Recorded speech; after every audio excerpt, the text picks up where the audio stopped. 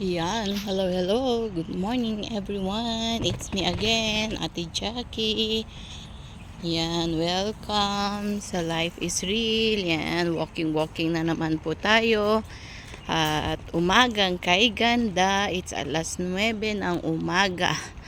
Okay, play date na naman. Yan, hirap mag ng trolley.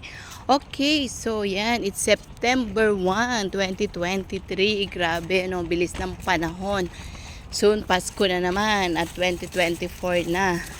So, salamat kay Lord sa August, no, na pinagpala niya. Hindi niya tayo pinabayaan.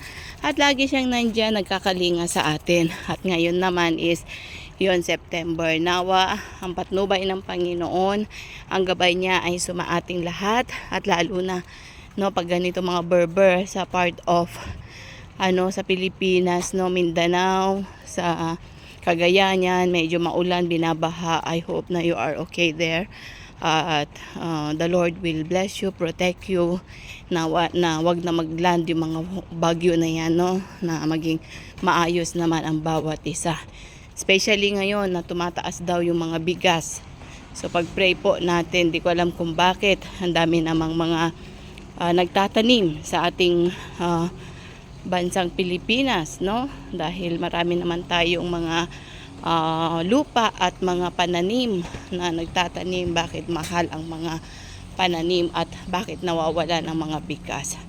Okay, shout out po sa lahat. Continue to pray at continue na go on tayo sa ating Panginoon dahil siya lamang po yung tumutulong sa atin at nagpapatnubay. Okay? So, yan, medyo, mahirap kasi mag-push ng trolley.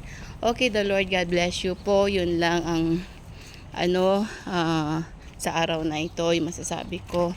Keep on praying, keep on trusting God.